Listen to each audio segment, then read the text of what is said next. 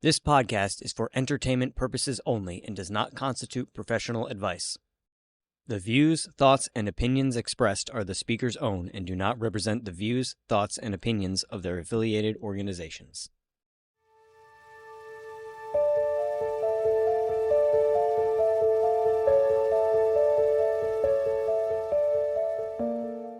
Welcome back to Ready to Connect. I'm Ryan. I'm Heather. And I'm Lisa.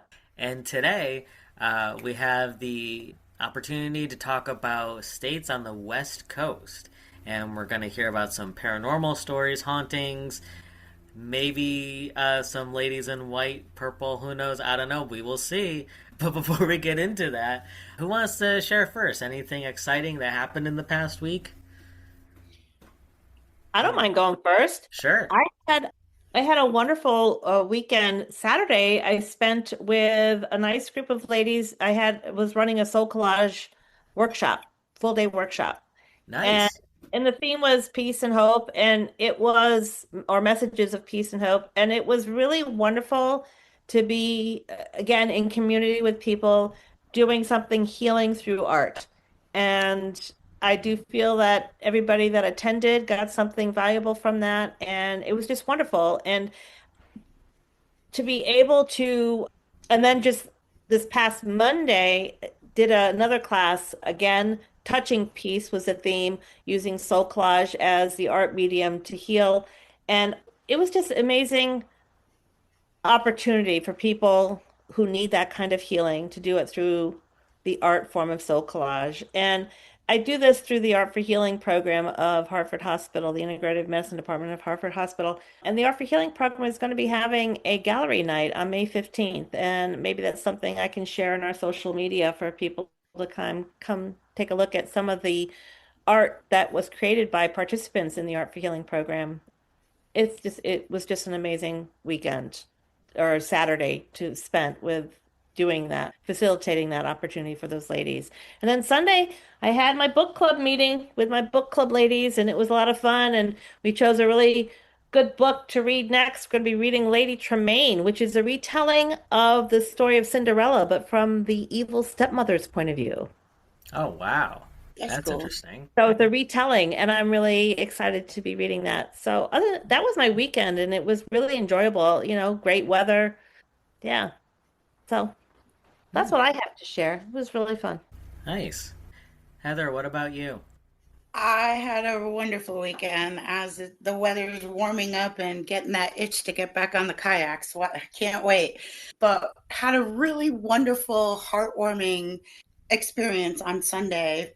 My daughter and I went to see my father, and he made a pot of sauce, which he makes his sauce a lot like my grandmother did, obviously. And so we were in the kitchen making garlic bread, making meatballs, he had the sauce ready, doing the pasta up. And we went and sat in the living room. And this isn't the first time this has happened, but we were sitting in the living room and it was so wonderful. We were just sitting there, and then we all had said what we were saying, and then it went quiet for a minute. And in that quietness, we heard from the kitchen, hello. And it was exactly how my grandmother, which is my father's mother, who my grandmother also raised me, was speaking from the kitchen. And so this has happened before with my dad and I, where she has done that. She has come into the room and said hello in her traditional fashion and tone. And it was really cool because Marcella gave me the side eye because she heard it. I'm looking at Marcella and my father's like, where's my phone? Siri must be talking to me again. And I was like, Dad, it's not Siri talking to you. No, he heard it. He heard it. He heard it as well. Yeah. Now, this is a man who has many, many gifts, but he's a left brainer. So like psychic work still kind of doesn't make sense to my father. And I adore my father, but it was so funny because he heard it. But then he tried to blame it on Siri talking through his phone. But the saving grace there was his phone was actually like right next to him on his little end table. And we're looking at him and he didn't want to talk about it. But Marcella and I both knew that my grandmother came in, and she was just absolutely ecstatic that obviously that we were all together and having Sunday dinner. Oh, I So it can was see a that. really great moment, I you can know. see that in her really wanting that. I Yeah. think a lot of our ancestries, our grandparents, parents that have passed really enjoy when the family gets together. Well, that was important to my grandmother. Sunday dinner was always important as a young girl, well into my teenage years. Sunday dinner was important, and that was pre-COVID, right? Pre a lot of things, pre 9/11 as well. Like we always went to her house, maybe not every weekend, but it was a staple in our lives that we would go and have Sunday dinner together. And so I know when she came in the door, she was bursting with like emotion because it wasn't just dad and I. My daughter was there too, and Marcella was the absolute, apple of my grandmother's eye. And so it was really cool to hear her voice, and it was really cool that my dad heard it. And eventually, we'll get him around on this. I think. I'm sure you will. It's only taken 52 years, but we'll get him there. I think inside he probably does get that and believes that, but it's a lot to say outwardly, maybe. Right. Yeah. And being very, very left brain. My father was a nuclear engineer, and so like he is super left brain. Like if it doesn't fit into a scientific box, it's not. We're not going to talk about it.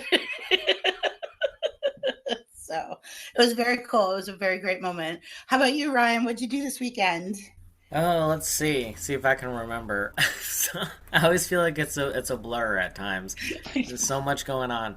Yeah, so I do agree with you, Heather, though. I mean, I used to have Sunday dinners with my family as well. That was just our tradition, like ever since I was Yeah. a kid. And even like my mother, her family would go to, her grandparents for Sunday dinners. It was just a tradition. But yes, I can relate to that, so thank you for sharing that. Yeah, this past weekend, let's see. Basically just had band practice, so that was fun. Got to practice with my cousin Chris.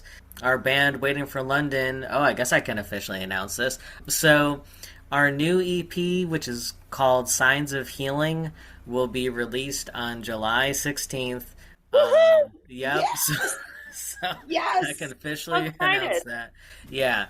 It's just an EP, so we got 5 brand new songs, but we're excited. We're also going to be performing that evening, at the Cultural District in downtown Rockville in Vernon.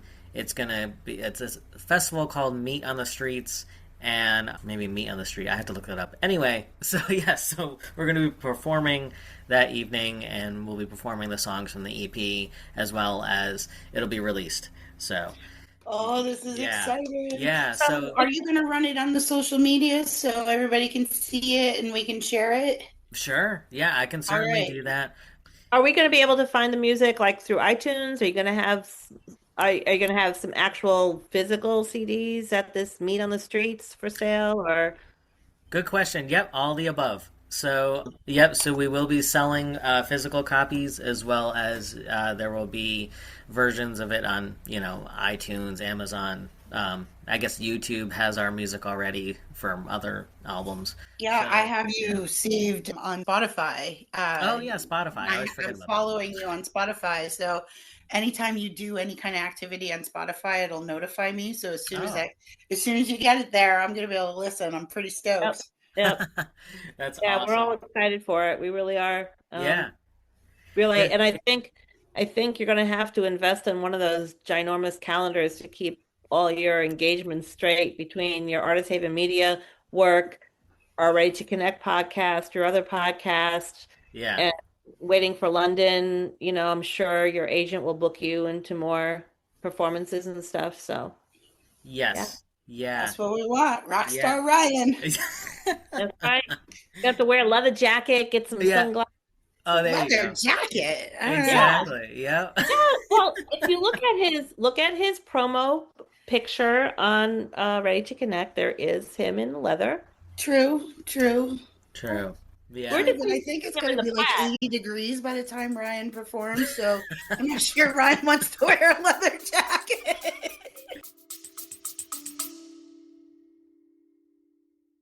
Hey everybody, love Ready to Connect? Become a Patreon supporter for $1 a month, and that'll earn you a shout out or a credit roll. Love Ready to Connect? Why not support us with the Ready to Connect Enthusiast tier? For $5 a month, you get exclusive content as well as power of voting on our next topics, in addition to everything you would get as a Ready to Connect supporter. If you love Ready to Connect and you want to become a Ready to Connect insider for $10 a month, in addition to everything that you'll get in the other two tiers, you will also get a chance to be a guest on our podcast. All tiers, no matter how you choose to support Ready to Connect, you will be getting the podcast episodes a day early. Thanks for supporting us.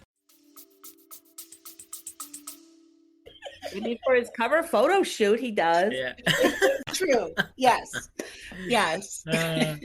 So, yeah. So it's exciting all around. Chris and I, we're excited just to get out there again because, in all honesty, we haven't performed in a good amount of years.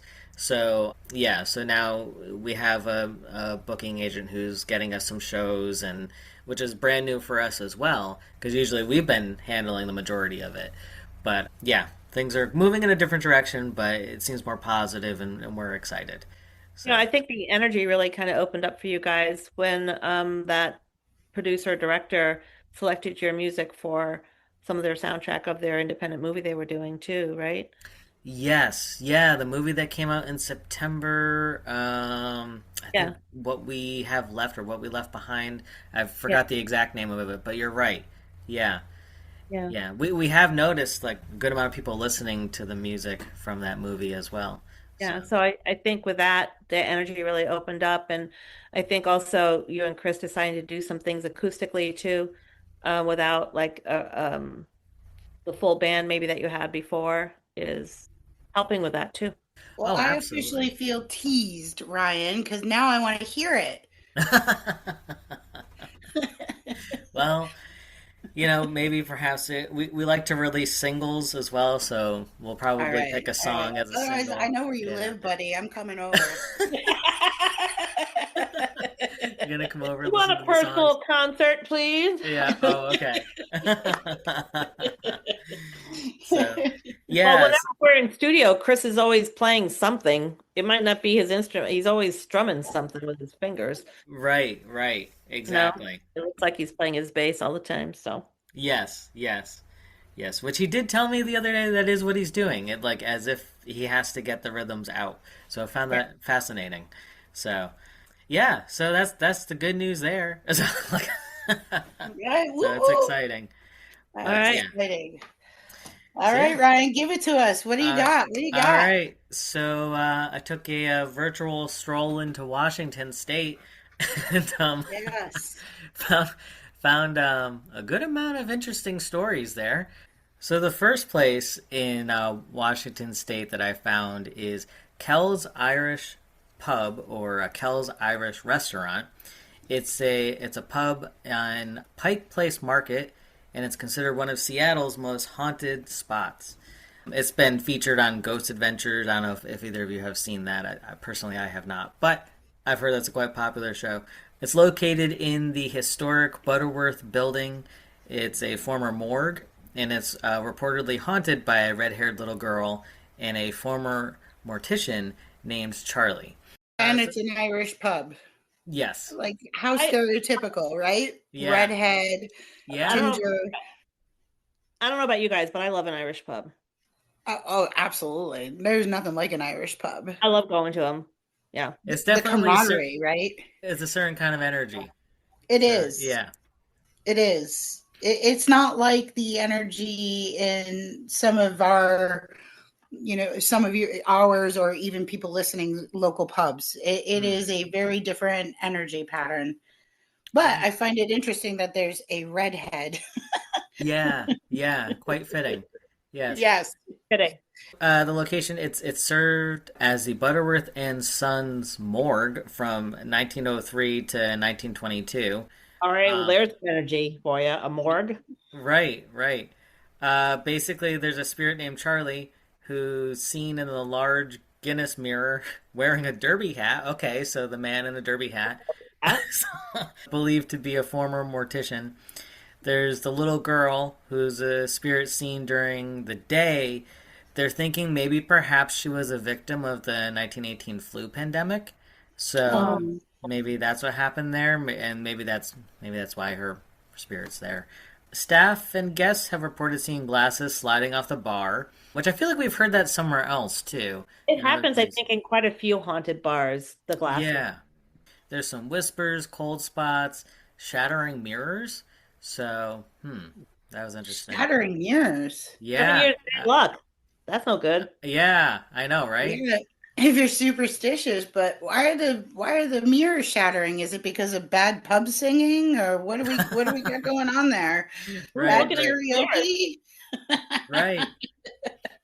So, this information should have been stated earlier. Anyway, the building was also used to handle victims of the 1918 flu pandemic. So that's why they're saying that her Oh, spirit okay. was Well, there. that would make sense So, why the young girl might have passed of, Yeah. right, yeah. right. But you can visit the pub, just as a pub, or they have a ghost tour there, so you could go there and hear the in-depth stories about the spirits. And yeah, many guests have reported seeing, friendly yet spooky like atmosphere and spirits. This is what I found most fascinating. Spirits often appear during live music, which would be pretty cool to see that. Like maybe you're going to see a band perform, and then you see some spirits or hear them as well, and Yeah, they're watch just them do having a little. fun. Get your booking agent to book you in this place. We can all go out to Washington Yes, State. we Yeah, can watch exactly. you, Yep. and we Yeah. can call upon the spirits to do a jig for you. Yes. Yeah. Yes.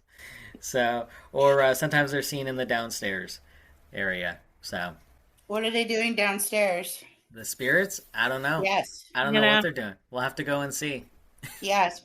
Probably a smoking area. Oh, perhaps. Yeah, that could be something. Probably a smoking lounge. Yeah, there you go. There you go. Lots of fun happens in the smoking lounge. Wow, that's incredible. But hey, I'm game for a good Irish bar, Yeah. some jigs, some reels, Yeah. maybe a good fiddler. We Yeah. can jump in. Give me enough alcohol, I'll jump in. Sounds like it'd be quite the adventure. I only sing in the shower, and you don't want that. You don't want to hear that. That's funny. Wow. So this young girl, does she go into the bar part, or is she's kind of stationary in like one area because it was a morgue? It didn't say exactly here. Let me see if it says back here. It just says seen during the day. Oh, even during the day. Yeah, during the So day. So maybe she's able to perhaps, capture enough energy yeah, to come right, and oh wow, okay. definitely a place to go visit. right, right. I love it. Does there any reports that she speaks English, or is she speaking Gaelic, or just that she died of some influenza and she's resided in the morgue ever since? Yeah, just that she passed, unfortunately, during the flu pandemic of 1918. Oh, So yeah. well, these are all questions we have to go and ask her. We Oh, have to get her talking, absolutely. right? Absolutely. Absolutely. No, definitely be fun. But What a great find. yeah. I suspect if we ever do another round robin of the United States, we're going to have to look up, you know, different colored hair and hats and dresses and clothing, right? Oh, yes, that's a fantastic idea. Yeah. I The think there's redhead of also Colorado or something, right? Right, right. there's many even more ladies in different colors that we haven't even found yet. Yeah. In our research, there was, we try to keep this to a limit, right? But like we could build a full map of, different residual energies wearing certain colors and certain, yeah. I'd be Well, very intrigued. cool find, Ryan. Yeah, yeah. I So love we'll that. we'll definitely have to put that on our list. Well, I think we're gonna go visit all these places, perhaps. Well, maybe most of them. Maybe maybe not all of them, but most of these places. So, Yeah, there's a few on my list that I'll sit in the car or yep, on the yep. bus or Right, whatever we're doing. right. Exactly.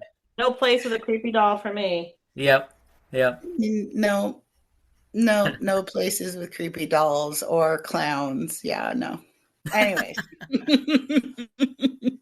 And I never really had any desire to visit like a taxidermy store, Oh, yeah, No, I that's bad. agree. I agree. Yeah, that'd be kind I of cool. always feel so bad because I come from a family of hunters. I come from, a lot of my friends who hunt, and when they capture, they honor, the food that they're getting from it, but then they mount it, and it's like, oh God, it's so like walking into a room with like all the dead animals on the wall. You're like, oh my God. Hmm. No. So, Yeah. Understandable. all right. Great find, Ryan. Yeah, thanks. Second place that I found here it's Oxford Saloon. And so this is built in 1900, started out as a dry goods store before becoming a saloon, which I think we found that quite common in other areas too. Yeah, Started out as yeah. something else and it became a saloon. Later on, it became a speakeasy and a brothel. And they're saying here that, so the brothel was on the upstairs. So just putting that out there for when we talk about the specific spirits. There's a lot going on here. There was some incidents like bar fights, criminal activity, unfortunately, multiple deaths. But a spirit that you can find here his name is Henry, and he's a police officer. So I Nice. guess the theme that I Oh, have here is like helpers. first responders, right? Yeah. Yeah, that you'll see their spirits. So Henry is a real police officer who, unfortunately lost his life in a bar fight. So he's kind of near the basement stairs. You'll see him. There's also a spirit named Kathleen, who is the woman in purple. So, yep. So she's believed to be the brothel owner. So usually you'll see her in a purple dress with bows. She's usually seen upstairs where the brothel was. There's Amelia, who was one of Kathleen's workers. They think, unfortunately, may have been murdered and was found in one of the rooms. There's a man in the bowler hat who's just a mysterious male figure seen upstairs. That's what he's described as. We've already discussed about male spirits either being identified by the hats they wear usually. Yeah, Right? yeah. Hat, the bowler hat, yeah. Right. Let's see. So there's multiple spirits throughout. Common experiences that people experience here, like taps on shoulders, like glasses moving around, footsteps in empty rooms, things like that. And then the last place I uncovered is Thornwood Castle. So it's built from a 400-year-old English manor, and the castle itself was built, literally shipped from England piece by piece, and rebuilt in this area in Washington. That's cool. That's Yeah. cool. Oh, cool. Yeah, so it includes I think we should definitely go visit this place. It includes 15th to 17th century stained glass. Oh, Ancient Ugh. oak woodwork, bricks from the old estate, you name Wow. it. But basically, the home was built as a gift from Chester Thorne to his wife Anna. What a nice gift. Hey, Yeah, honey, for my anniversary, can you build me a castle? yeah, I know, right? Yeah, I know, that'd be great. But basically, the spirits that reside here are Chester Thorne himself. He passed away in the castle, and sometimes you'll see him walking through his old bedroom. Objects will be moved or rearranged. This one I found interesting. We've heard of lights flickering or turning on and off. However, they're saying he might be unscrewing light bulbs. Oh, that- okay. Could that be something? I don't know. I found that interesting, but they're attributing that to him. Well, the light bulbs were tight, and Hmm. now the lights are flickering, and you find the light bulbs are loose. And if you Mhm. tighten back up again and they start to flicker because they're loose again, then yeah, I guess, right? What you There you think? go. Okay. That's a What do good you point. think, Heather? Well, I mean, we used when we were talking with Gregory in studio in the early beginnings of the podcast, we were using a flashlight and letting him manipulate that energy to let us know yes or no answers. So Right. I don't doubt that. Sure. That's Yep. a very much a proven way to communicate with a spirit. Mm-hmm. Could a spirit unscrew a light bulb? Well, I mean, there is such thing as telekinesis, right? There's True. telekinesis where objects can be moved if they can gather, if a spirit can gather enough energy, Mm-hmm. they could use the telekinesis to unscrew that light bulb. I mean, Hmm. They there move is no limit to candlesticks, that. right? They move candlesticks, they That's move dishes, true. they shut doors. I True. The mean, bulb moving on the floor. True. Um, and actually the flashlight technique is the movement of to screw and unscrew, right? Mm. The right. part that touches the battery. So that's sort Mm-hmm. of like the same motion of a light bulb. Hmm. Yeah. True. That's a good point. Yeah, I found that fascinating, so I had to ask you both about that because I didn't know about the light bulbs, but it makes sense. And then also his wife, her spirit is still in there too. So she's known as the Lady in White. Usually wearing like a white dress. Usually she'll just be sitting by a window seat looking out at the garden or appearing in mirrors behind guests. I don't know if that is creepy or not. I don't know. But she's also associated with like piano sounds at night. So that's You interesting. play the piano, right, Yeah. Ryan? Yep. Yep. So that would probably be very cool if your clairaudient auditory picked that up. Like, we Mm. definitely need to do this road trip. Like, we got to figure out, hey, listeners, we need funding. We need to come see you. We need Um, a sponsor to sponsor us to do the Haunted America road trip to visit the place. Right. You definitely Right. want Ryan to sit at that piano that one lady ghost would slam, finger oh slam. no, yeah, we don't want to hurt his fingers. Yeah. Take one, pull your fingers back quick and see what happens. Right. Right. Right. Exactly. Pull it back quick. Yeah. Exactly. Yep. I know, we'll have to figure that one out. So yeah, there's a child by the lake, believed to be a young girl who may have drowned in the area. Uh, Basically, you'll see her standing alone by the water. And then lastly, there's a phantom party. So guests and owners have described seeing and hearing a full, like 1920s style party with music, laughter, glasses clinking, you name it. And then it's just very briefly, but then it disappears. Okay, So, so this is so interesting because the same kind of spirit experience happens in one of the ones I researched too. okay. Parties on the West Coast, baby. Apparently, yeah, yeah. So that's what I found in the Washington area. Let's see. Lisa, you want to go next? Yeah, sure. We'll go down to Oregon. That's where I centered my research on. And we're going to go to the Eastern Oregon area of Baker City, where you will find the Geyser Grand Hotel.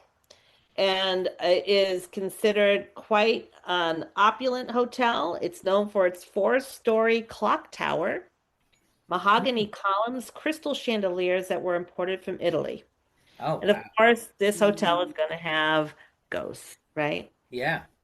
Originally, this hotel was built in 1889 and it went by the name of Hotel Warschauer. Warschauer. Hmm. Okay. At this time in 1889, Baker City was in the middle of the gold rush. So it was home to an opera house, many banks, and it boasts streets that were wide enough to U-turn the largest mule team stagecoaches. Wow. I guess there were some streets and towns that you couldn't turn the stagecoach around, so this one you could.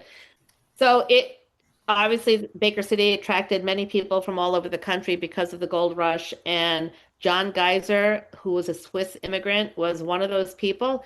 He made his fortune in investing in gold mines, and then in 1900, John Geyser's son Albert Geyser purchased the hotel and renamed it the Geyser Grand Hotel. And as the story goes, for many of these places, time passes on and the building gets into disrepair. And by the 1990s, a hotel building was not just an eyesore, but it was also a safety hazard. So it was put on the list to be demolished for a parking lot.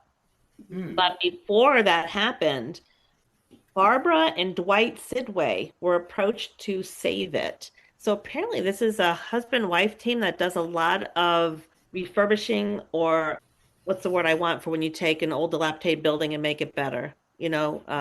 Historic.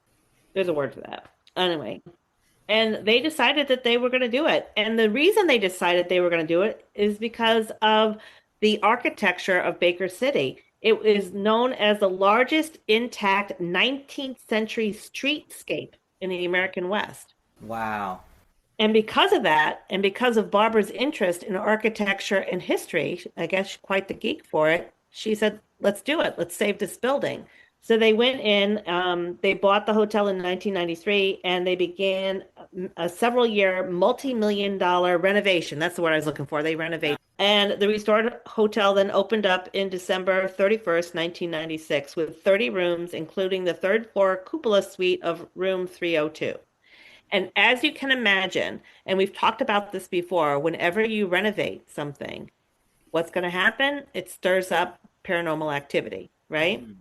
And this is no different. And whether the apparitions of Geyser Grand Hotel, they started appearing in 1997 during this renovation process.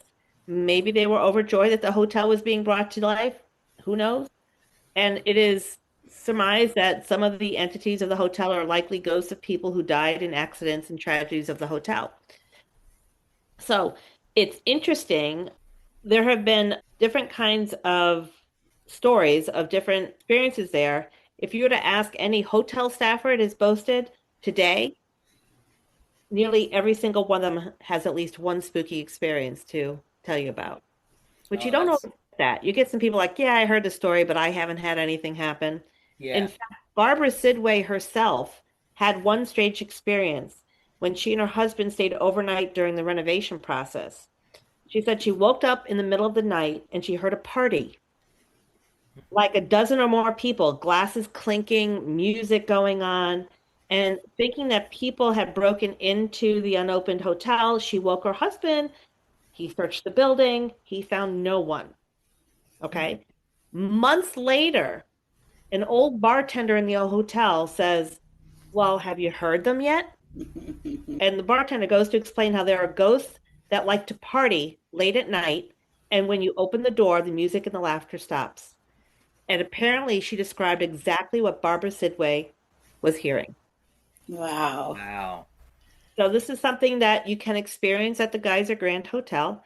Here are some other things that happened. There is official documents that show that a chef had tragically died there in the Geyser Grand. This is kind of gruesome, so I apologize for this, but a dumbwaiter came down upon him and crushed him without warning. Apparently, it could have, like, his head. Wow. Yep. So his ghost appears in his chef uniform, but with no head. Wow. And the chef is one of the less friendly spirits of the hotel. He's known to slam doors as well as throw pots and pans. Some believe he's still angry about his death. I'd be angry too, man. One time, a crate of glasses levitated through the air and then came crashing down onto the floor. This event was witnessed by the living chef of the hotel, who blamed the ghost chef for the terrifying event. So I want to know, did that really happen, or did the living chef drop the crate of glasses and blame it on the ghost? I don't know, but still, right? Yeah, can you imagine that? Like, oh, no, it was the ghost that did that. Yeah, I'm just going to blame the ghost on him. I mean, no reason not to doubt him, I guess. Sure. Is an unknown male entity that roams the hotel, and some say this is a ghost of a cowboy who was shot at the Geyser Grand during its early days. He did get justice for his death as his murder was caught, tried, and convicted, which later led to the very first murder conviction in Baker City. That's interesting. There are a number of female ghosts who haunt the hotel. There is a lady in blue. Nice. Yeah, she's spotted on the staircase in her beautiful Victorian era dress and long black hair. It's unmistakable when you see her. There's a spirit of a young woman who dwells in the hotel's basement, and sometimes she's spotted on the third floor. She's said to travel all over the hotel, but no one is quite sure who she is.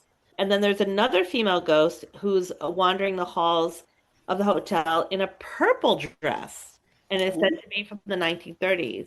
She is well known for her outgoing, friendly demeanor. And then there's a balcony that's above the Palm Court dining room. And that's also a hot spot for haunts, where you can see some flapper women of the 1920s. Oh, wow. Yeah. And they're reported to just be people watching from the second floor banister. It's interesting. But probably the most haunted part of this hotel is room 302. And 302 is the entity that's reported there is to be the former owner Maybelle Geyser, who lived in the room during her life. She admires jewelry of guests and is known to move it about the room.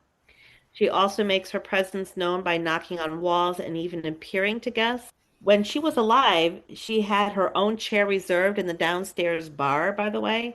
And for a period of time, after she had died, anyone who dared sit in her spot was pinched by her cold fingers. Oh, wow.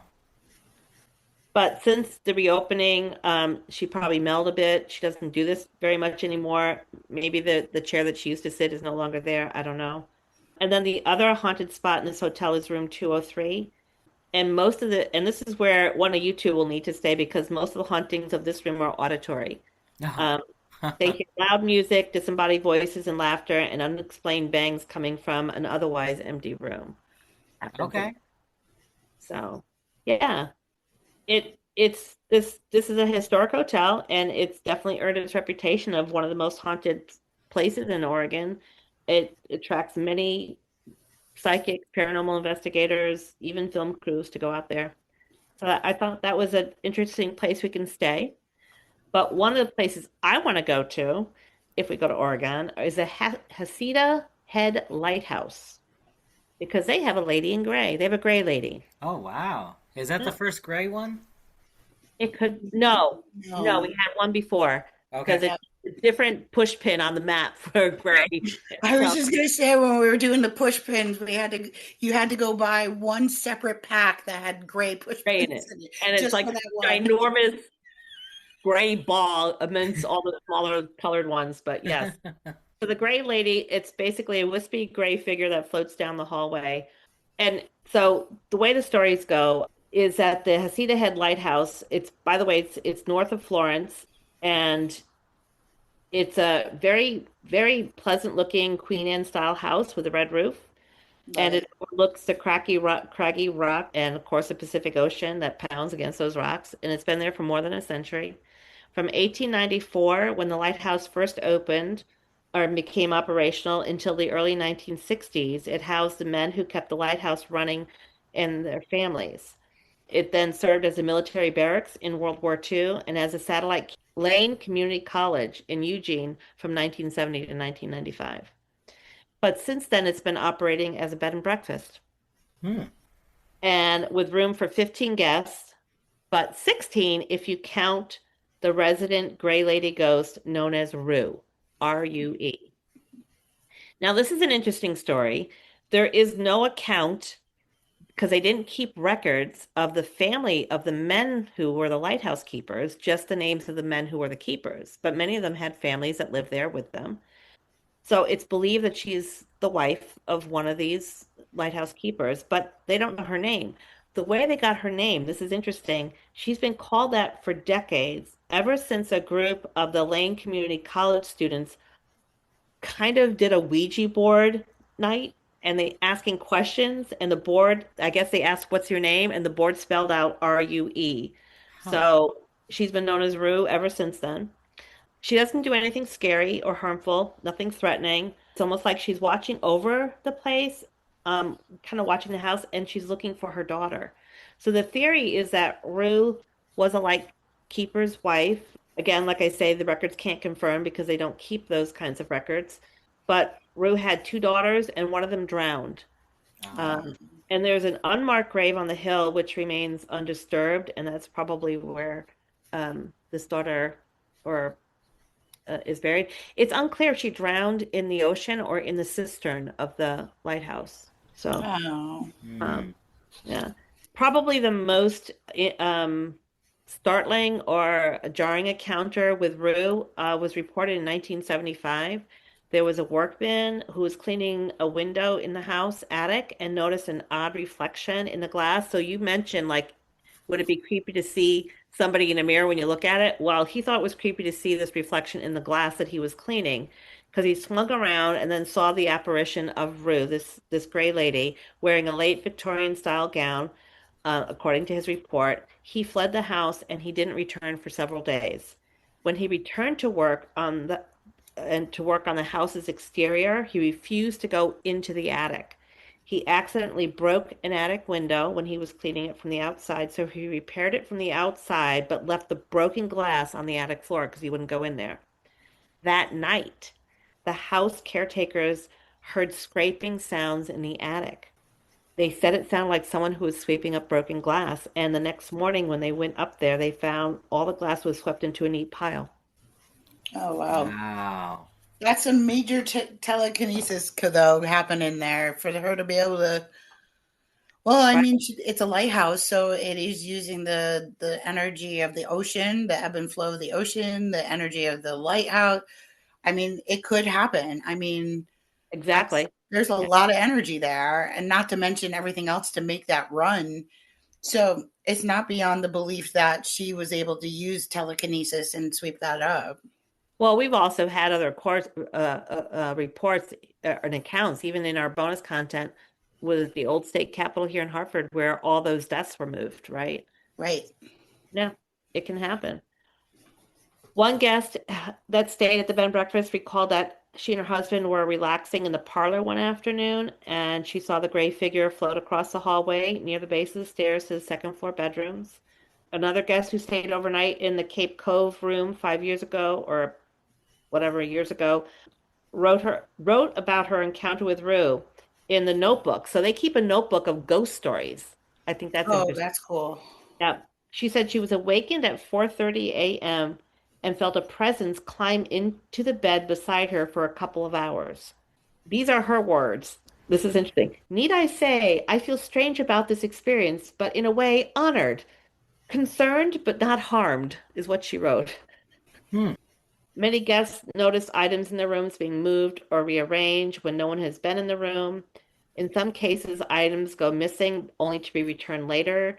The manager of the bed and breakfast says things don't go missing for long. If anything, it's been moved in their room and usually stays in the room. And then there are reports of hearing things move in the attic, like scraping sounds up above, moving around the attic. So I think that would be a cool place to stay, Yes. Oh yeah, absolutely. you know? And then the last place is the McMenamins, Menamins, McMenamins Edgefield in Portland, Oregon. And it's located on a scenic Halsey Street, and it's one of Portland's most haunted hotspots, apparently. So the structure itself dates back to 1911. During that time, the counties that were within Oregon began to suffer from overwhelming amount of poverty. Families affected suffered from sickness, lack of affordable housing, and other issues. Rather than letting all of these families gather in the streets, the state decided to create a territorial legislature, which meant that each county was responsible for its homeless population.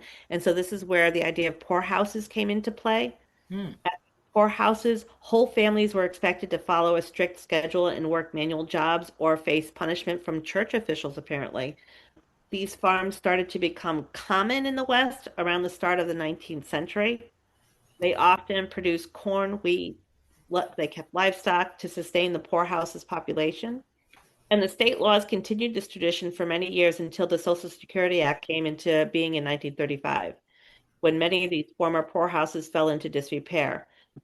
Over time, these farms disappeared by 1950. So all these conditions and the horrors that were faced during this property's time as a poorhouse left really heavy energy here.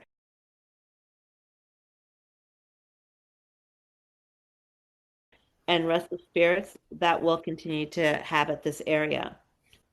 So this area, it was quite extensive as a farm. It grew to 345 acres. It had a main lodge, outbuildings, dairy, piggery. At one time, it housed 211 inmates, which they later called residents. So it was also used, I guess, for prisoners. The farm concept of it was gradually abandoned, and a lot of the buildings in the area was let go and destroyed, but they kept the main structure. And the McMenamins brother purchased the land and its buildings, They restored them, the buildings that were left, they restored them, creating a recreational area. So today the land features a movie theater, garden, golf course, and concert area, and is even rentable for weddings. Oh, nice. Yeah, Why, you know somebody getting married? I do. I think they have all their plans set. But so the main building that was preserved has a lot of activity in it. So when the McManus brothers purchased it and bought the property, they performed what was called a spirit cleansing to get rid of any lingering entities because they could feel the energy.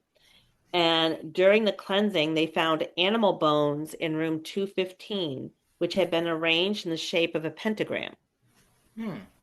So because of that, many people are not surprised to feel strange energy in that building. Let's see. So there are stories of unmarked graves dotting the property, one of which tells of a new mother whose child passed away from chickenpox. The mother and child are reportedly buried on the property, and it seems that even after death, they are still there. So let's see. Some of the things that happen. See, the mother herself can be heard as a spirit up on the upper floors of this place where you can stay. You can hear her calming her crying child. The staff report that she sings nursery rhymes almost every night at midnight. The rhymes, commented by one guest, were soothing. Most guests and staff seem to be completely at ease with this mother ghost because she's very pleasant. She just wants to sing her child to sleep. One visitor to this place reported to staff that she felt watched and followed, and soon after they both heard a disembodied voice scream, "Get out," to her. She went, "Get out." I mean, yep, okay, see you later, bye. Right. Other visitors report feeling unseen hands pushing against their shoulders, back, and chest. Guests hear whispers when no one is around, and some people have even been violently pushed as they make their way throughout the building. So, I mean, this makes sense if this was a poorhouse that was really had inmates in it as well, quote unquote residents, that there might be some unsavory people there and they might be prone to like, let me get what I can get and push you out of the way or whatever. Right, right. Yeah. Of course, others report smelling flowery perfume, which many believe belongs to the ghost of an elderly woman who passed away at the facility. When it was a poorhouse, others report seeing a small child racing down the hallway at all hours of the day. And when guests approach the child and ask where his parents are, he will just vanish. There's a ghostly nurse. A woman in 1960s area clothing appearing as a nurse has been seen walking the hallways and vanishing. Yep. And of course, room 215 is the most active room. This is where those animal bones were found. The entity there is often reported rearranging guest clothing, tossing items around the room, and throwing them out the window. Oh, wow. Yeah, could you imagine being outside and seeing something come out the window? Yeah. And not seeing someone actually throw, I don't know. That's interesting. Okay. I guess the elderly woman that has that flowery perfume, guests who have seen her report that she's in a patterned dress and slippers. And she wakes them up by tapping them on the shoulder. Yeah. So 3 different places that we can go explore and stay at in Portland, Oregon, but that lighthouse sounds pretty cool to me. Absolutely. Yeah. Oh, absolutely. That sounds awesome. All of them do. So what'd you find in Nevada, Heather? Oh boy, beneath the neon glow of Las Vegas, huh? And silence of forgotten mining towns. That's what I found.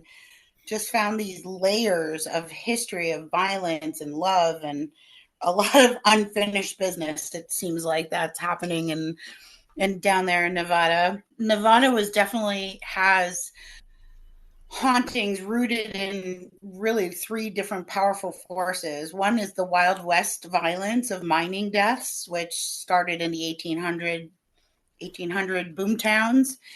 Then you had the mob-controlled Vegas era. So, hey Ryan, you want to bring us in with a Rat Pack song? I don't know. Little Frankie. Yeah. But of course, the mob was very controlling of Vegas, era between 1940 to right up to the 1970s, and most likely even currently, right, with hidden crimes. And then you have this layering of like the isolation of desert towns, and where all that energy just kind of lingers and, just keeps getting covered up with history. I'm sorry to interrupt, but did you find in your research that Nevada was also an area that people went to for gold mining or silver mining too? Well, I kept it general, the Wild West kind of feeling, Okay. because the All right. Wild West was full of violence. And I mean, Oh yeah. obviously the mining deaths of all these boom towns that tried to survive over, there in the 1800s. And then it was stories that brought residual energy where it wasn't interacting with anybody. It was just like this replaying trauma. And then there was a lot of stories with intellectual energy where the spirits are interacting and responding. But it just feels like Nevada is very much considered a highly active paranormal, experience, no matter where you go, because of its layered past. My first thought, or my first research, was the Overland Hotel and Saloon, and I apologize to anybody that lives down here. I don't know if it's Pioche or Pioche, Pioche. The Wild West violence started here in the 1800s, and this is an old mining town. And it is said that come dusk, you will see shadow figures walking about the streets. You will see her voices chatting, and, loud voices from the saloons, then like walking about. It is even said when you go to this Overland Hotel and Saloon that you may feel, and they didn't give any specific rooms in the research, but it is said that some people have left the hotel in the middle of the night because of the physical sensation of being smothered.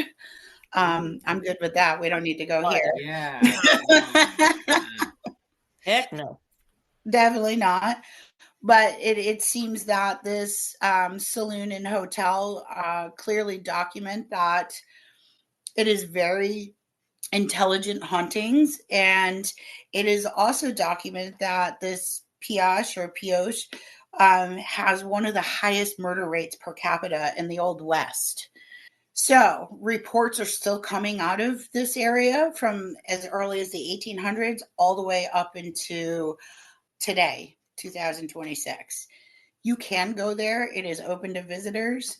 And but I don't know. I don't know if this is where I'm going to start, just because I don't really want to be smothered.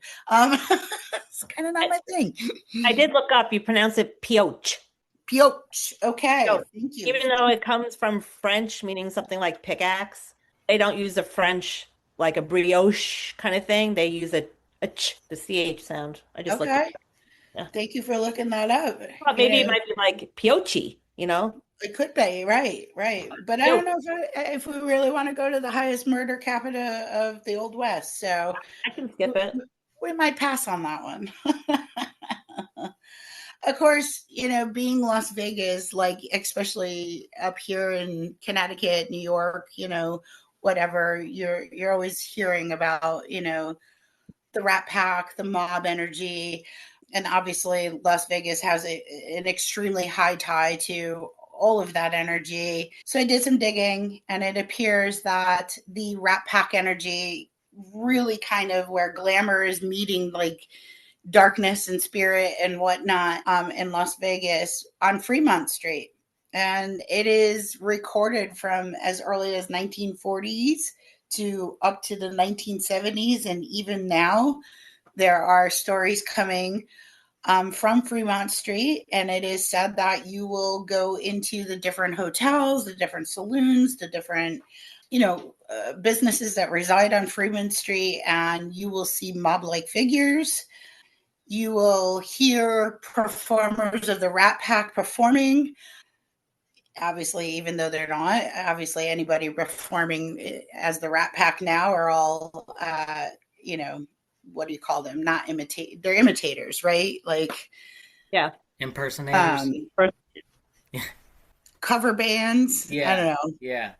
Impersonators. Impersonators. Impersonators, Yep. not just Elvis, right? Right. But the cool thing is people report that they hear or see just people, deceased random victims, and I mean, how can you not tie that to like mob activity, right? People say you could be sitting perfectly still and the air's not moving and you can smell cigarette and cigar smoke, and when you go into empty rooms the voices will greet you. When you sit in certain rooms and throughout the whole street you'll feel watched. And it's extremely intelligent. Like people talk, the accounts were too much to sit here and name out every single one, but this is all acquainted with mob activity, which obviously mob activity included murders and lots of hidden burials in the desert area. And it's still ongoing, right? It's still ongoing. People say the most notable locations on Fremont Street were the El Cortez Hotel, which I think there's like scary movies about El Cortez, right?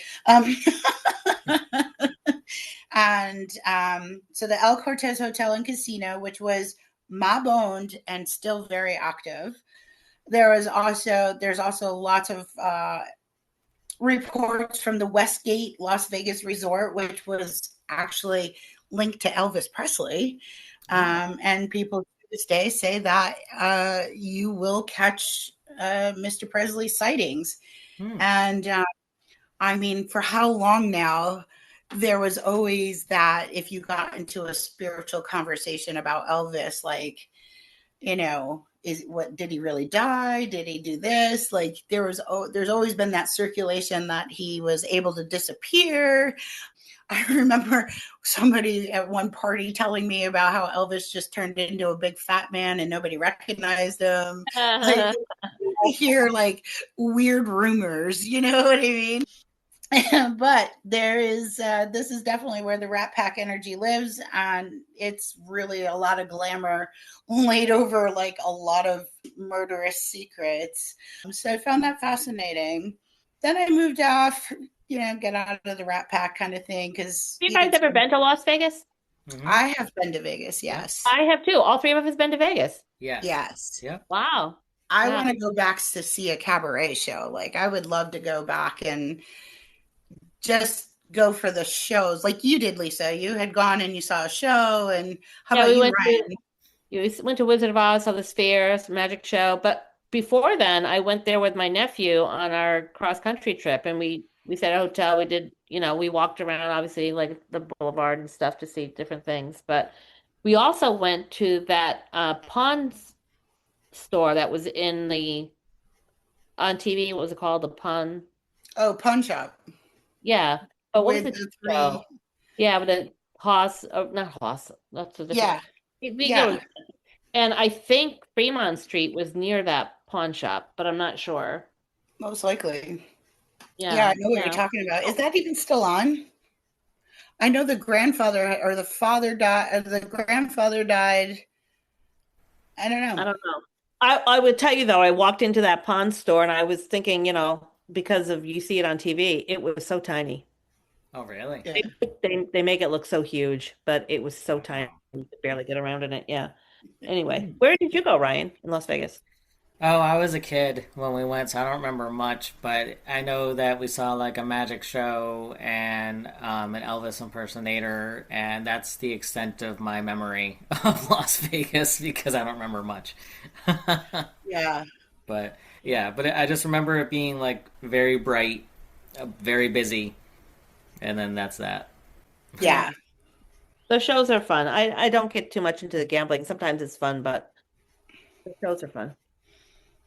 Yeah, I'm not a gambler, so definitely it was more. It's always been about like the shows and the fantastic shows you can catch and whatnot. So one of the places that's known for being cursed is the Luxor Hotel, which is on the Las Vegas Strip. It opened in 1993, and the Luxor Hotel has so many links to different strange deaths, just linked to the building. It is said that the Luxor Hotel has hosts a Titanic exhibit.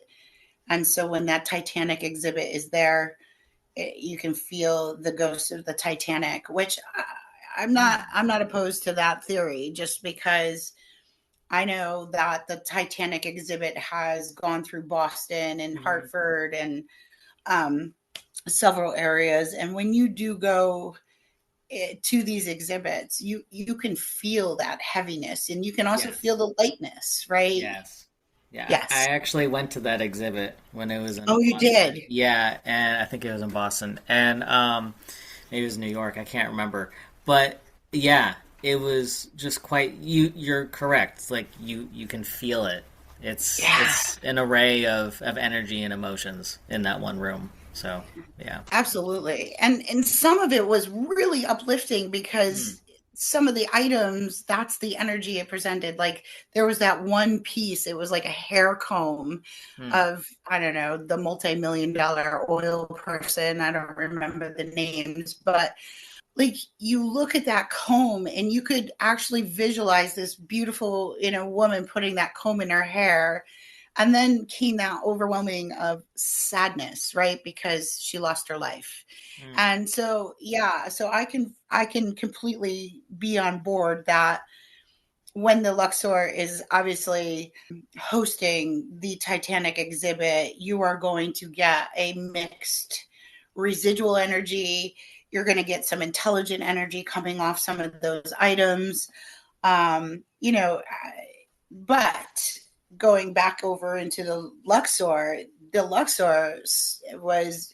has many, many documented deaths as this hotel or casino is being built. They say that when the Luxor was building the pyramid and within the hotel or casino, many people had a problem with this, and so there's this lingering energy that this pyramid within the hotel casino has this very entombing feeling. Like people feel very imprinted with the objects.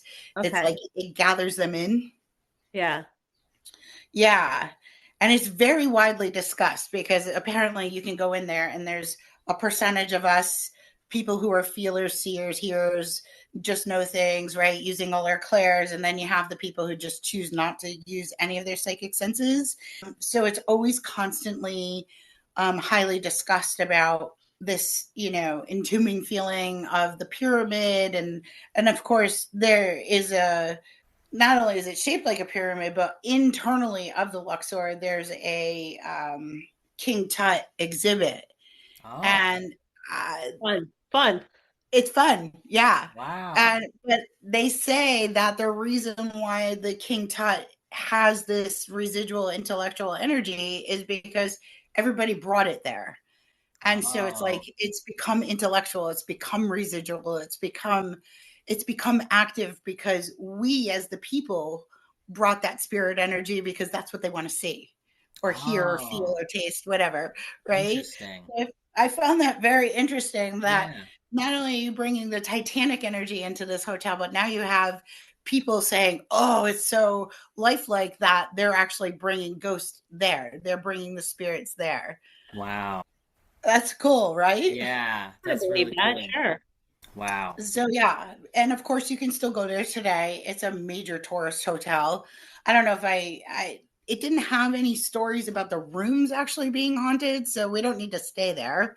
But I would love to be definitely immersed in like the beliefs and disbeliefs and how people have brought that Egyptian energy into this hotel. And it is said that King Tut is, definitely brought its Egyptian presence. And I remember pre-COVID, I know how we, separate this out now, right? And pre-post, yeah. Pre 9/11, whatever. There was a Egyptian show going through Boston, Hartford, and whatnot. Mm-hmm. And unfortunately, COVID shut it down. But there was a lot of mysterious information, spiritual information that was coming from that. And so hopefully the Wadsworth or one of our major museums in the, within the Northeast maybe brings that exhibit back. Because I think that is something we can definitely jump in the car and go down and report on. So keep eye on that for us. Oh, absolutely. Yeah. So now we have to bring our Lady in Red in. Lady in Red. Yay. And Our Lady in Red is seen in the historical hotels. She doesn't gather in one particular hotel. She was a lady of the night. And she is seen by people going in and out of certain hotels in the doorways of the historical hotels that I was talking about, earlier. And people who encounter her step back for a second because she does appear so real instead of just ghostly. And it is said that she was murdered or believed to be murdered, and she was a heartbroken spirit. And she comes and appears to you and then vanishes. It is also said that the Lady in Red walks with the Lady in White on the desert roads. Wow, so we have a Lady in Red and a Lady in White. Nice. And they are also said to be seen walking on the highways near ghost towns together, outskirts of obviously Vegas. And they're both besties. They're besties. Is that going to be you and me, Heather? When we're going to be walking around, you could be the one in red because you like red so much. I was just going to say that. That's us, right? We're going to be walking around. That's incredible that you can see both of them at the same time. That's really cool. That's what the reports are saying. But it gets even better. It's not only a lady in red and a woman in white, but it's a woman in black as well. Oh, I was hoping for blue to be red, white, and blue. Okay. Wow. Now that would be truly American, right? Yeah, there you go. But it is said that all three ladies have tragically lost in their lives. They were ladies of the night. And the woman in black is mourning the loss of her life, the loss of not ever succeeding beyond what her profession was. I'm being polite. Apparently she didn't want to be a hooker all her life. And who does, Who does, really? I mean, At some point the body says, I'm not sexy anymore. So. Or I'm tired. It says I'm tired. Yeah. Exactly. So we have the lady in red, the lady in white, and the lady in black who... Do they walk all together, the three of them? They walk together. They go through the Vegas hotels. They go down. Oh, man. I hope they're intelligent because I want them to do the Wizard of Oz sachet, in the movie around the sphere that's showing was that'd be cool. We're off to see. Yes. No, the people who are reporting of these three ladies say if you make eye contact with them, they will interact with you. Oh, they're intelligent. Cool. So they are known to also go outskirts of the Vegas area, the Fremont Street and whatnot, and over into the cemeteries together, which the way I saw it on the map, it looks like you have that strip of Vegas and then you just go right on a block over. It feels a lot like Atlantic City where it's regular people, it's mining towns, it's cemeteries, right? Yeah, definitely. So we need to go. We need to walk through outside a little bit of Vegas here. And apparently we need to make eye contact. And between the three of us, I'm positive we can make some eye contact. Seems like a good goal. We can It accomplish is a that. good goal. We can do that. Making that. I'm watching you. It's achievable. We can do that. Yes, yes. But yeah, I found that fascinating that these ladies have banded together and they are the ladies of our nights and extremely intellectual. Extremely. Wow. They know those streets better than the locals, I'm sure. But yeah. And the last notable place I hit on was Zach Baggins Haunted Museum. It is sad that and also the Clown Motel of Tonopah Cemetery. We're not going there. Mm-mm. Heather doesn't do clowns. Oh, I that's don't do right. clowns. You don't do No, clowns. Okay. And no Ryan, you dolls. don't do clowns either, right? Yeah. I'm Kind of cool just with clowns. depends. It I'm depends. cool with clowns unless it's a clown doll. No creepy Okay. dolls. We don't need a mixture. It's No. a whole motel of clowns. Wow. No. Okay. That's interesting. Okay. Creepy clowns No. or like happy No. clowns? Like, Living clowns or ghost clowns or I just mean, clown dolls? What are they? Well, apparently this clown motel is built next to the Tonopah Cemetery, and it's a huge burial ground that is known for apparitions, shadow figures, even another lady in red. Yeah, no, we're in it. Apparently, you'll feel people touching you, whispering in your ear. do the clowns No make thanks. jokes? I mean,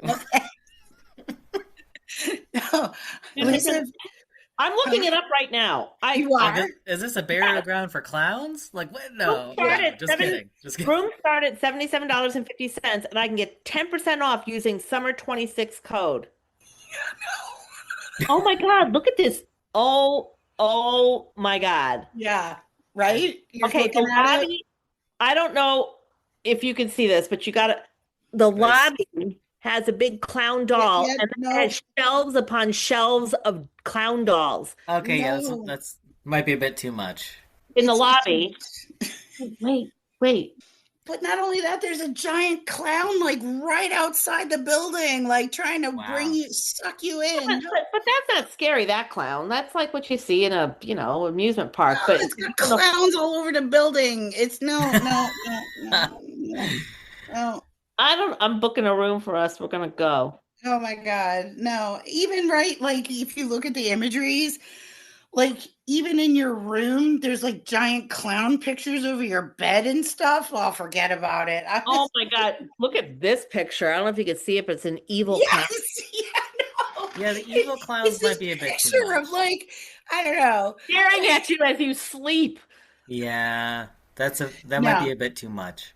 It's too See, much. I didn't know, are we going to be seeing spirits of clowns? Like, what's going on here? But it looks like there's actual, like, Who's clown at the clown dolls. hotel? You got your clown statues, clown Yeah, posters. but Okay, that's could you what's going on. imagine like being in there and like this clown figure at the bottom of the bed in the middle of the no, it's just not happening.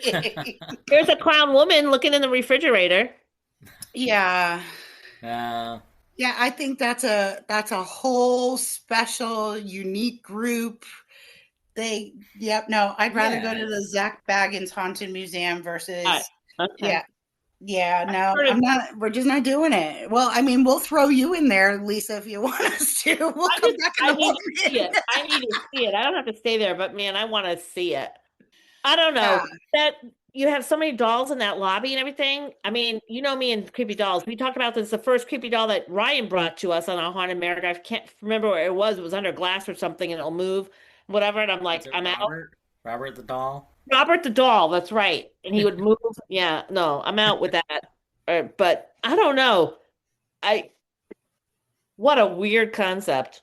But yeah, I mean, they were saying like, when you're staying at this clown hotel, like don't provoke, don't challenge. And I'm telling you, I wouldn't provoke or challenge because if a ghost clown, even if a clown alive touched me, I'm gonna freak out. Like I'm gonna spook out. So It's a weird concept for a hotel because so many people have clown phobias, right? And Yeah. there's so many horror movies out there with what was it called, the It or whatever, with the clown that's in the grate of the sewer or whatever. I don't know. And horror stories, unless you're a horror flick aficionado or lover, I mean, who's going to want to stay at a clown hotel with all those many phobias? And Yeah. then with all the creepy dolls in the lobby, people, I mean, I wouldn't say that just because there's dolls there. I mean, they're clown dolls, but still. No, it's just not happening. Oh, I want to see it though. I don't need any of our listeners to send us any creepy clown imagery or dolls. No, it's just not going to happen. And anybody wants to stay there for us, we'll happily drop you off and pick you back up in the morning and just record everything, please, because I'm not into that. I'd rather go talk to the prostitutes. Me too. To be honest, me too. I think we should wear red, white, and black when we go try to look for him too. Exactly. What are you doing? We're just patrolling the streets looking for the hookers, you know, the ghost hookers. The dead hookers. Dead hookers. The spirit hooker. He's sitting there blushing. He's just like, I don't know. Oh, man. But yeah, so it definitely really much is enriched in, like, you know, these horrible mining stories and just the amount of lives that were taken building Las Vegas, right? Just turning a desert into like a functional city. I mean, it's incredible where they were able to pull off engineering, and to this day it just keeps growing, right? It's spectacular. So that was a lot of fun, but you know, leaving you off on the creepy clown note, I think I'd still rather hear Ryan sing some form of Rat Pack song than a creepy clown. So, but yeah, so definitely, if anybody listening from the Vegas or Nevada area, we'd love to hear any other stories that are out there that maybe we didn't capture, or some of the other states that we have, you know, investigated. There's always stories that don't get captured into our investigative work, and sometimes those small local stories are incredible to hear. So encouraging all of you to engage with us. Yeah, maybe even come join us on our live taping event on May 4th. Yes. From 6 to 8 at the Millbrook Place in Coventry. You can find the event and register for it on the Artist Haven Media website or the Serenity Grove Wellness Center website. Come out and see us. It's free. Come share a story or two. That'd be nice. I found the affirmations. Oh. These are the ones that are actually in the vase jar at the studio. There you go. That I put onto the cardboard and cut apart for us. But so I found actually there were 3 that I couldn't choose from. So maybe it's because either one of us or someone in listening needs to hear one of these. So I'm going to give them all to you. Okay. The first one is I have an issue with Odin. Your cat is helping. Wanting to get on the computer and be part of the podcast. Odin, not right now, buddy. Odin's like, Mommy, it's 71 out. I want to go outside. I want to go outside. I want to go outside. Exactly what he's saying. Exactly what he's saying. Look at him looking at her. Yeah. Yeah, he's ready. Okay. So this one I think is probably for me or anyone. Stop, Odin. Like me. Here it is. You are never too old to set another goal or to dream a new dream. And that is so true. Oh, I love that. That's so beautiful. I think there's a lot of people who feel like maybe time has already passed us by, or why should I bother? Even if you're retired or however old you are, you're never too old to set a new goal or dream a new dream. Here's another one that popped out that I feel needs to be said. Someone must need to hear this. Problems are not stop signs. They are guidelines. That's true. Yeah. Piece of advice. And then this one, things do not happen. Things are made to happen. That's a good one. So you might have the opportunity, but you have to make that opportunity happen for you. Absolutely. Mm-hmm. Absolutely. And you know what? It is very true. All 3 of those were very much needed to be heard. Yeah. some people feel manifestation is you just put it out there and wait for it to fall in your lap. Things just don't happen like that. They will happen, but you have to do your part to make them happen. So, Absolutely. That's true. yeah. And on that note, Odin is saying, "This is enough, Mom. Put my collar on and let's go outside." So on that note, we'll check in next week and connect with you all then. So let's get ready to connect next week. Well, we do the last 3 states of our Haunted America series. Can you believe it's coming to an end? No. Yeah, I don't know. It's been quite the journey, and I can only imagine what type of series we'll do next. Let's put a poll out there to our Patreon subscribers to see. We'll give them a couple topics that were given to us at the fair and see which one direction we should go with next. And we'll let you know. We'll let you know.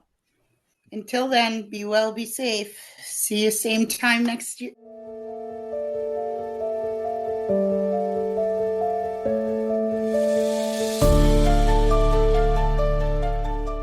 Thank you for tuning in to Ready to Connect. If you're interested in exclusive behind-the-scenes content, be sure to like, share, and follow us on social media by searching for Ready to Connect Podcast on Facebook, Instagram, TikTok, and YouTube.